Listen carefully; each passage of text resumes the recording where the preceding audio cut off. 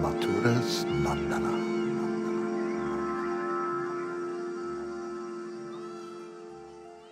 Well, yesterday we went through that amazing story that led us all to you arriving in Vrindavan, to Bon Maharaj's ashram, and we got the kind of the basic intro into that new world that you just entered, this incredibly new world. 1 minute or one part of your world you were just about to take off in England, the new sound of 67, then you were about to be drafted into the army, and then your life and then you, in part of your fugitive status, you met Prabhupada, got Diksha, came on this adventure, came to India, and you are. So what is interesting is that running parallel to your sadhu, this adoption of your monk life in this ashram, I mean, very orthodox monk life, is the pressure that's kind of on you, the fact that you've entered into India on false ID, false visas, and so you are a fugitive in every sense of the world, you know. So you said something to me about how that actually. I'm interested because I think you explained to me that was actually kind of part of what almost helped, in a sense, in your spiritual thing. I think that's a very interesting perspective. If you can explain some of that, that would be nice. Well, mainly, going into that situation without, I was running away from a fire. The whole world was on fire. I just wanted to be in a band. All of a sudden, I'm a fugitive from the army, and with passport, and all this stuff is happening. And I don't want any part of this. But now in the middle of all that desperation, I met Srila Prabhupada and got the Maha Mantra and a direction to Vrindavan. And so I'm not just going there to check things out. I'm going there to escape, and not escape from this trouble, but to escape from this whole world. Because at that point, I had realized, my God, this world is terrible, And then Prabhupada's teachings are all about that too. It just reinforced that. So I was desperate, and I didn't have any alternative.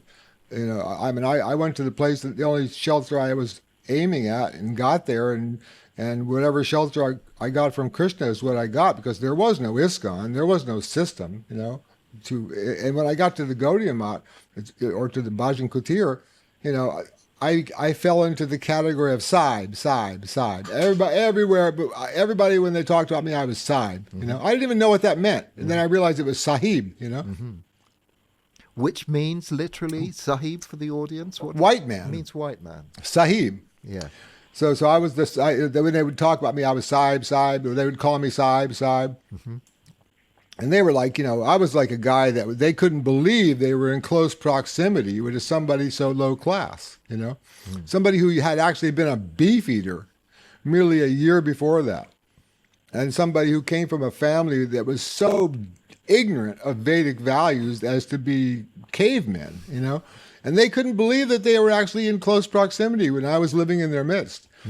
And so, far from being, considered a rock star, or far from being given any respect, I was untouchable. I couldn't go in the kitchen. I couldn't even look in the kitchen, Okay, that's from their side.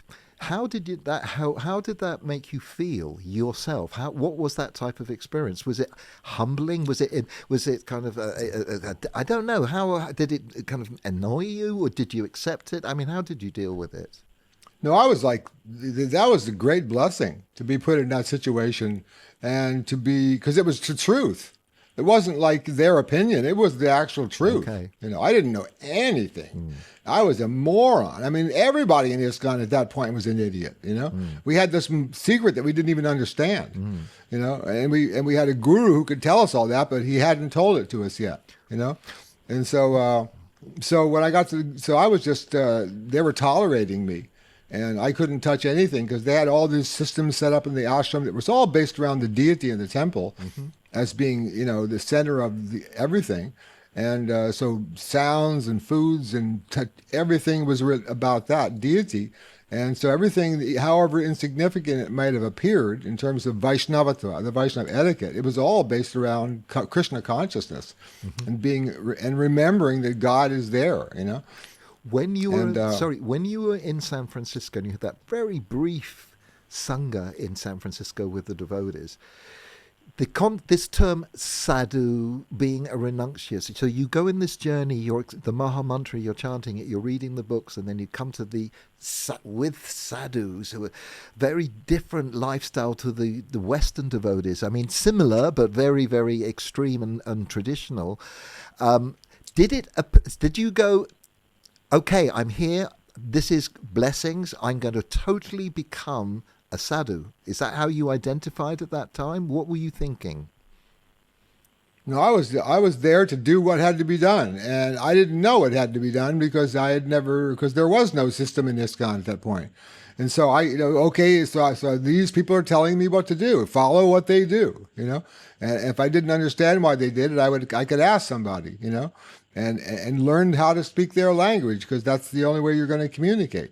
And learn how to understand why they have these rules and how they're spiritual, you know, and about the deity and about how you obey the deity and you know, it took years before I was able to, but right from the beginning when Ban Maharaj came, I started asking him questions about this holy place and how is it the spiritual world and what's going on here, and Astakali Alila, and he was just giving me all this information. He wasn't talking about himself. He was talking about the answers to the questions, and explaining how, you know, the Nitya Leela is right here happening, you know, and it's covered over by Mayapurda, he called it.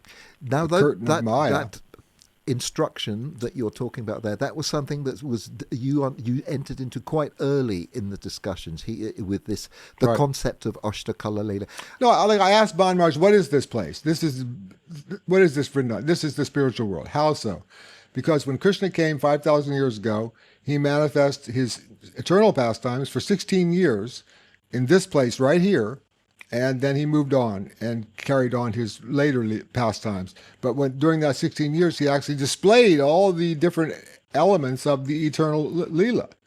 You know, the childhood, the boyhood, he displayed all the five rasas.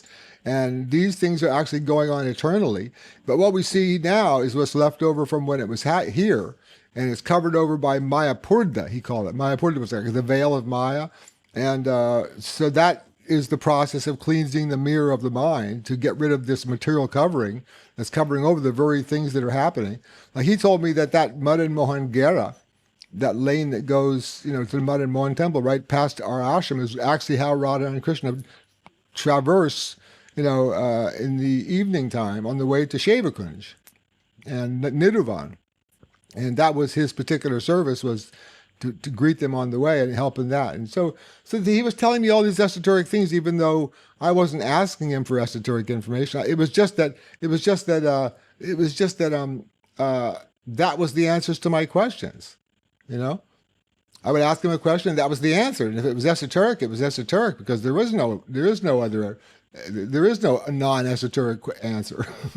So, okay, in the Bhagavatam and the book that you've been reading and you're getting familiar, that most of the Hindus are familiar is the story of Krishna from the Dasama 10th Skando, Krishna's avatars from that. But these other esoteric aspects to Krishna, which are revealed in many of the Vaishnava Sampradayas, they're kind of they're expansions from those original texts, and they're written by either there's other Puranas, there's different revelations and poetries by those different followers about this. So you have God comes to the earth, he comes to Vrindavan Dham on earth, but he has the Nitya Leela, and it's interesting. I often ask in Indians, like, when you go to Radha Raman Mandir in the morning and you go for Mangal Darshan, how's Krishna dressed? Oh, he's got a little dress. And I said, yes, there's a reason. And what kind of food do they offer? They offer certain sweets. And then you come a few hours later, he's dressed. And then you come again. And then through the day, and they have different ragas, musical modes, and bhajans in the classical temples to sing for the different times of the day. So I often say, so what is going on? And some people say, I don't know, please tell me. So no, Banmarj was really, one thing he really stressed right from the beginning when he was talking about these things is that I understand Vedanta. yes. And so he had in his library, he had he had the Sri Bhasha, he had the Saririka Bhasha by Shankara, and he also had the Govinda Bhasha by Baladev that actually sloka by sutra by sutra, it went through each sutra and it gave the meaning. Yes. And it gave the meaning according to Shankaracharya. It gave the meaning according to this Vaishnavacharya, that Vaishnavacharya, and then gave the meaning according to Chaitanya Mahaprabhu. Yeah. And so every single that whole Govinda Bhasha is just a great big study of the Vedanta sutras. And so and it was in English. It was an English translation. So I actually studied that and discussed it with him. And then he would tell me more about, he said, that this is all happening on that level. This is not happening in this world. This is all happening on that level. And how things you do mentally in that regard, or even physically, as long as you're doing it mentally too, is more real than things we do in the material world. Like if you sit there, if mentally you offer a flower in your mind to Krishna, that is more spiritual and more substantial than if you offer it with your body without thinking. Absolutely. You know? And Rupa Goswami gives examples of that, doesn't he, in the Bhakti Rasamrita Sindhu, of the Brahmin who's cooking and he puts his finger and he burns his finger from the, and it's in his mind and things like that. So what you're saying Rupa Goswami tells, Rupa Goswami explains, Tannam Rup Charitadi Sukirtan Anusmrityo Kramena Rasana Manasi Niyojya Tistan Brije Tadanuragi Jan Anugami Kalam Nait Akilam Ityupadeshasaram. This is the essence of advice by Rupa Goswami. The name, Tannam Rup Charitadi, the character, the name, and the forms of Krishna. Sukirtan Anusmrityo, to sing those and remember them. Kramena, gradually, step by step. Rasana, with the mouth. Manasi, in the mind. Niyojya, they become one. Tistan Brije, live in the Vrindavan, the mental Vrindavan. Tadanuragi Jananugami, and following in the path of the Anugami, following in the path of the Anuragis. Yeah. Previous acharyas. The Anuragi Jananugami. Kalam Night Kilam, all the time. This is something you should do full time. Iti Upadeshasaram, this is the essence of advice. To do this all the time, And people think, well, I do that, then I'm not getting anything done. Yeah, well, you're getting so much done because the things you're doing in your mind for Krishna's service are so much more substantial than what you do with your body in the material world. Could you explain that a bit more? It's nice. You're on a flow there. Can you explain that? It's about consciousness. Like Prabhupada used to always say, it's Krishna consciousness. It's not about the material world. And so the whole essence in the Bhajan Kutir and in all the ashrams, in Radhakund and all the Babajis, is that you're doing bhajan. You're not just chanting and thinking about money and expanding. And you're chanting and thinking about Krishna. And in particular, you're thinking about his pastimes during the day. Or even about his history or anything about Krishna. Yeah. But if you're going to serve Krishna, you think about his pastimes during the day and night, according to the bona fide descriptions of Baladev and Kaviraj Goswami and all these eternal associates who actually were witnesses, and Rupa Goswami, Raghunath Das, all these people, and doing these things and serving them in that capacity, as Lord Chaitanya just demonstrated in his own life, how I witnessed Radha and Krishna together. He wasn't saying I was Radha, even though he was. He was saying I was there watching Radha and Krishna together, and I was seeing them being served. And the thing is, you're actually, like, I remember there was one meditation where you actually are going to get water for Radha and Krishna, and you have to imagine some kind of container. And it could be a clay container, or it could be whatever. It could be a carved diamond, Carved. I mean, literally, if it's mental, you can do it. It can be anything at all. And the water that's in it can be from anywhere and everywhere. It's all just mental. And then you can give that to the next associate, and they offer it to Radha Krishna. And you witness this, in your mind. And you're only kind of seeing your own hands. You're not really seeing yourself, but you're imagining. You're not seeing yourself as a man or even as a human. You're just doing it mentally. It's amazing. For most, this is when we say the word esoteric. for the average person, almost, and even in India, who are kind of seasoned, this aspect of Vaishnavism and bhakti is. But what's interesting is that you said that when I was asking about Ashtakala Lila, you brought in that, Bon Maharaj was very. He had an imperative that you grounded in Vedanta, Gaudiya, the philosophy, and this it's parallel with the rasa, the teachings of this esoteric concept of the you've got the Bhoma Lila, the Earth Lila when Krishna incarnates, and then you've got this day. All the pujas in the temples and are centered around these prahars, this Ashta Prahar, the Ashta Kala Lila, isn't it? Different times, Radha and Krishna do this between this time and that time. And the advanced, like you say, the advanced Vaishnavas, their meditation is to kind of enter into those and meditate with their consciousness. So that's what you're saying. So within that ashram that you're living and the training that all the devotees are coming, that is the consciousness that's being developed amongst the people. This is what people are being trained, Hari Katha, to hear and chant. Tan Nam Rup Charitadi, Sukirtan Anusmitya. Remembering and chanting the name, the form, and the qualities and the activities of Krishna. Tan means his, Nam Rup Charitadi. Charitadi means character, etc., and other things. His smell, his everything, because I was just reading today in Chaitanya Charitamrita where Lord Chaitanya is describing how Krishna smelled, and he would think he saw Krishna and he would go there and there would just be the smell, and he would describe it as a mixture of camphor and aguru and all this. It's like this intoxicating thing that's just all spiritual, and materialists can't understand it. So he was always telling me, before you get into this, you've got to understand Vedanta. Yeah. And without Vedanta, it's just emotion. Mm-hmm. So even Prabhupada used to say, religion without philosophy is just emotion. Yeah. And philosophy without religion is just speculation. Yeah. So you can't have one. You have to have both. You have to have philosophy and have to have religion based on philosophy. So he had me studying these things, and I was the only person there asking him any questions, because all the other people there, they already knew all this stuff. Mm-hmm. They didn't need to ask him anything, Mm-hmm. They were doing their service.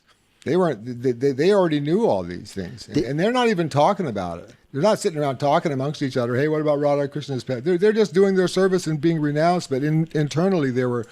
And they knew these things from the books that they read, because everybody read these books, mm-hmm. Krishna Karnamrita, Gita Govinda, mm-hmm. Govinda Lila Amrita, mm-hmm. all these books, and they did it privately, and it wasn't a big deal, and nobody was talking about it, mm-hmm. Esoteric things, commonly, mm-hmm. But he made a big deal. You really got to understand Vedanta, because he had this belief that Westerners just didn't have the capacity to comprehend these things without thinking about sex. I think I think from Bhaktisiddhanta Saraswati specifically, even his thing was he wanted to kind of balance, because in some areas, the words that when Bhaktivinoda Thakur in his time, his father's time, lots of Vaishnavism had become debauched or degenerate and misconceived, even in Vaishnava areas. So Bhaktisiddhanta's line he was very keen to have this philosophical premise that bhakti is not just a sentiment. I think that's why it has to be based on Vedanta, because they had the Shaki Bekis and all these Upper Sampradayas where people were dressing up like women, and it's nothing to do with your body or your mind even. It's not your body, it's not your mind. You're not a man. You're not a woman even. You're consciousness. And when pure consciousness gets in touch with pure consciousness, that's a compatible situation. And when pure consciousness gets in touch with matter, that's an incompatible situation. That's the situation we're in, And so spiritual life is about freeing up your consciousness. What is one of those famous verses, I think maybe it's Upadeshamrita, one about associating with sadhus also being one of the integral parts of bhakti. What is that? I'm not sure. But what I suppose I wanted to lead into that is that being part of that ashram and with the regulars, you were very, very fortunate to meet all sorts of other fascinating guests. And maybe you can talk a little bit, because within the big Vaishnava community, Gaudiya, Krishna Das Krishna Das Babaji is quite well known because recordings were made of him by Uttama Shloka and other Western devotees, and he's very much loved. Prabhupada loved him very much as well, and he's an incredible. I met him twice, but you tell us, you had the most incredible good fortune. Please tell us about how when you first met him and your Sanga with him. Well, he would come every single year to stay with Bon Mars throughout the summer and the spring, and he would only go back to Mayapur during the winter, And so he was always 6 or 7 months but that he didn't travel around. He was right there staying in that ashram where I was. And he didn't really have anything to say except Hare Krishna, and he would do it in a laughing and historically laughing way that was so infectious. And whenever he would come to the stay at the ashram, it was like a celebration. People were so happy, and he was like, you couldn't bow to him. He was without him returning. He was like, and if anybody said anything critical of anybody, he was just gone. He would leave that. So he was a really, really, and he didn't do anything but chant. I mean, day and night. I used to even go down. He used to be in an underground room where Bon Mars used to do his bhajan. So he'd be there during the daytime, in the summer. And I used to take water down there, thinking that he must be sleeping because at night he wouldn't sleep all night. I would be up there sleeping on the roof, and all night he would be chanting, and singing and crying also, I mean, it was just incredible because you couldn't even sleep when somebody's doing that. You got to get up and chant because it seems ridiculous to be sleeping, And the association of a guy like that, and amazing, and he was totally 100%. 100%. It was like just exactly as you would expect Rupa Goswami to be. He was just exactly like the same dress, same character, and he always said Hare Krishna with the greatest enthusiasm and laughing enthusiasm that I had ever witnessed, with his eyes bulging out. And he didn't say anything else, And there's only a few times he ever spoke anything to me, apart from that. Oh, in 6 years, But you went. You didn't. And I went with. Yeah, you travelled with him, not just in. Tell me some of the adventures, places you went to with him together. Yeah. So I went to one time. I was going to go to Govardhan because I received this letter came from the American embassy. It's terrible, and into my real name saying, "We know who you are, where you are, and you got to turn yourself in." And so I showed this to Bon Mars and told him the story, and he said, "Well, you should you should burn that letter, go around Govardhan, and Krishna will protect you," which is what happened. Okay. And so I'm ready to go to Govardhan. It's the second time because the first time I'd been with the whole group of the Vaishnavas, like 100 people.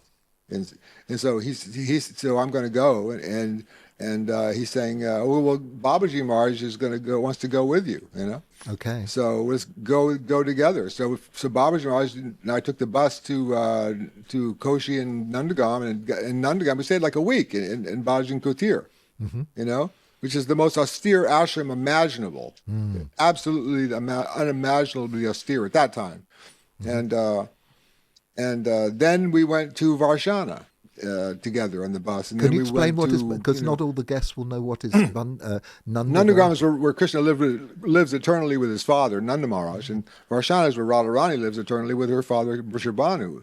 And so we went there, and then we stayed in Man Mandir. And Man Mandir at that time had one person staying there, one sadhu and a kalpin, named Radha Sharan, who also was called Ramesh, and he was like a Nimbarka Sampradaya, Vaishnava. And he was the unbelievably renounced guy. It's like he's almost the kind of guy you would expect to be sleeping on a bed of nails. A fakir. And yet he was really an educated guy. The first time I met him is when we went in this group, in 68, with a group of Bengali Vaishnavas came, and we went for a tour around the holy places. And so that place, he actually came down and in a kalpan, and he was explaining in Hindi what the story of this place was, Man Mandir. And so after that, I went with Babaji Maharaj, and we went and stayed with him. And it was just like scorpions and dry. It was just completely destitute place. when you got this letter in the American government and you knew we know where you are, Mr. Brown. When was that? How long was that into that story? That was about a year after I'd been there. So you arrived. So maybe this is 69 already. Maybe we've moved into 69. Right, 69. So right. you've had quite. And did they give you white cloth, saffron cloth? What were you dressed in as in? No, they taught me how to wear a dhoti.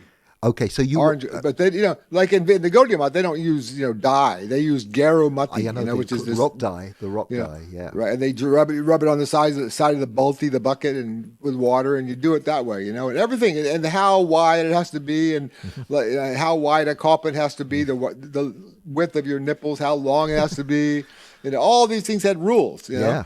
And I was eating up those rules because I just wanted to get it right. I mean, you want to fit in. Otherwise you're just sahib. So how far? So it took about. Sorry, because eventually, or somehow in this story, so you go off to Govardhan with and throw away your that letter, you burn it, and you do the parikrama, hoping that Krishna's going to resolve it. Does that story, okay, and I suppose it's a bit, and then I wanted to have that story, your story of when you were offered sannyas. When did that come in the story? So it's a mix of two different kind of stories that are kind of progressing in your story. Well, that came about after about 3.5 years, about 3.5 years of being there. The sannyas thing, so that's later. Yeah. So what the American government are onto you already, and you've left the shelter of the ashram temporarily. I had no idea how they knew where I was, because they didn't write a letter to my passport that I had come to India under. They wrote a name to the Ashram Banmaraj, to my real name. Right. And I'm thinking, how did they know where I am? Matura's Mandana.